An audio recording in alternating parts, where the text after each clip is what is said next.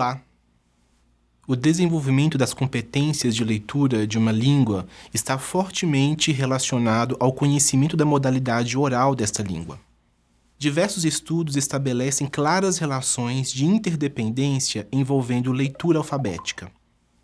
Quando é processada pela criança ouvinte, a escrita alfabética evoca sua própria fala interna.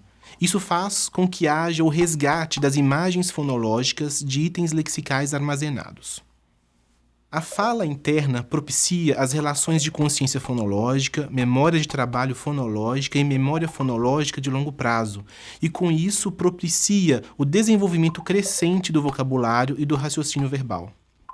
Na criança ouvinte, esses itens de processamento interno estão baseados numa língua de modalidade oral auditiva. Porém, nas crianças surdas, esses processos internos não podem ser pareados com a escrita alfabética. As dificuldades na produção de textos escritos e os baixos níveis de leitura por parte das pessoas surdas podem ocorrer por diversas razões. Alguns autores apontam também o fato de que os níveis máximos de desenvolvimento de leitura e escrita de pessoas surdas são compatíveis aos níveis apresentados por pessoas ouvintes ao final do ensino fundamental. Esse tipo de comparação, entretanto, não é adequado, porque estamos comparando processamentos linguísticos diferentes. De um lado, nós temos pessoas ouvintes que têm o português como primeira língua, sendo avaliados em suas habilidades de leitura e escrita do português. No outro lado, no entanto, temos as pessoas surdas, que têm o português como segunda língua e estão sendo avaliados em suas habilidades de leitura e escrita dessa segunda língua. Neste último caso, a análise deve ser feita levando em consideração que a língua que gera o processamento cognitivo da pessoa surda é a língua brasileira de sinais, e a habilidade objeto é a leitura e escrita de outra língua, que é o português. Como eu já disse, não vai existir correspondência entre, por exemplo, o processamento linguístico fonológico do indivíduo e o processamento do código alfabético do português. E por esse motivo, as vias de acesso para essa habilidade vão ser diferentes. Trata-se do processamento de uma língua natural a Libras, e levando isso em consideração, as habilidades cognitivas e linguísticas se encontram distribuídas na população surda da mesma forma que se encontram na população ouvinte.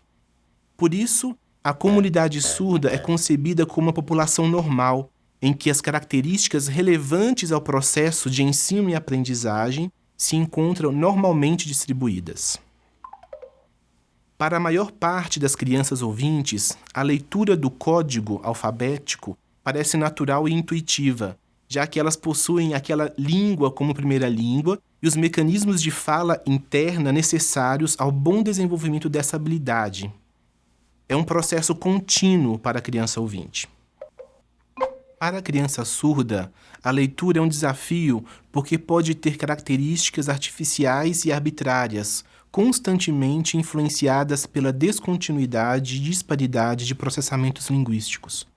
A escrita alfabética não mapeia a organização dos sinais como acontece na mente da pessoa surda, e não recupera o sinal diretamente. Por exemplo, na sentença do português, o cachorro mordeu o gato, essa organização linear escrita, além da representação grafema-fonema, não busca, na mente da pessoa surda, a forma que produz a ideia de que um cachorro mordeu o gato.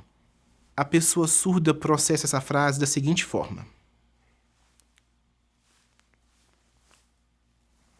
Ela estabelece no espaço o cachorro, em outro espaço o gato, e executa o sinal de morder de uma forma direcional.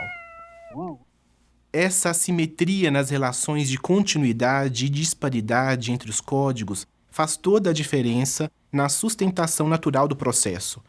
As palavras são os itens lexicais naturais com que a criança ouvinte pensa e se comunica, assim como os sinais são os itens lexicais naturais com que a criança surda pensa e se comunica.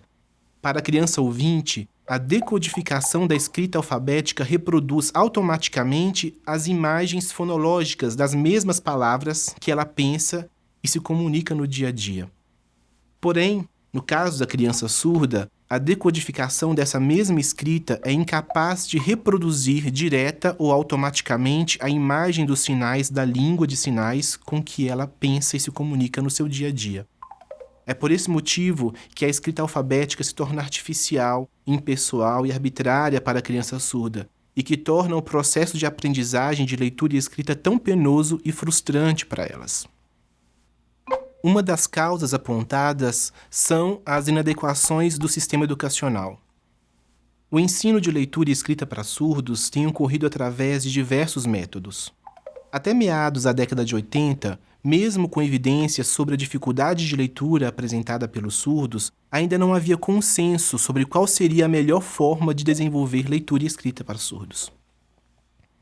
O domínio da oralidade parece ser um ponto positivo para o desenvolvimento de melhores habilidades de leitura e escrita. Por esse motivo, métodos híbridos, com o uso de língua de sinais e oralidade, ou sinalização baseada na oralidade, como o português sinalizado ou bimodalismo, já foram usados. Entretanto, a sobreposição de duas línguas não é possível, e nem a oralidade nem a língua de sinais acabam por serem utilizadas de forma adequada. Muitos profissionais que começaram a trabalhar no ensino de português para surdos dentro de propostas híbridas passaram a reconhecer no bilinguismo a forma efetiva para o ensino de leitura e escrita para surdos. No contexto bilíngue, o aprendizado de leitura e escrita pelas crianças surdas é baseado em princípios semelhantes aos do ensino de línguas estrangeiras, privilegiando as relações de sentido e obedecendo às diferenças de valores entre as duas línguas. Privilegia-se, então, o processamento da informação e a presença de instruções explícitas com programação e administração bem sistematizadas. O reconhecimento da importância dessa sistematização é recente. No Brasil, a discussão iniciou-se na década de 80 e sua aplicação no final dos anos 90. Do ponto de vista legal, o bilinguismo ganha espaço apenas na década seguinte. A língua de sinais fundamenta as bases neurocognitivas para o aprendizado da leitura e escrita para surdos. No entanto, a importância da Libras não reside apenas aí. A língua de sinais, quando estimulada adequadamente, permite não apenas a adequação de processamentos linguísticos internos, mas permite comunicação efetiva.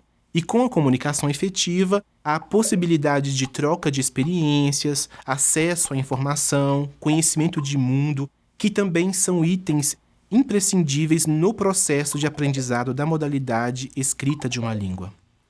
Aqui, nós enfatizamos questões relacionadas ao processamento intrapessoal, mas assim como a língua de sinais, a modalidade escrita de uma língua é uma ferramenta que deve ser adquirida para o desenvolvimento pessoal do surdo e também para o desenvolvimento de suas relações e sua atuação na sociedade. Até a próxima aula.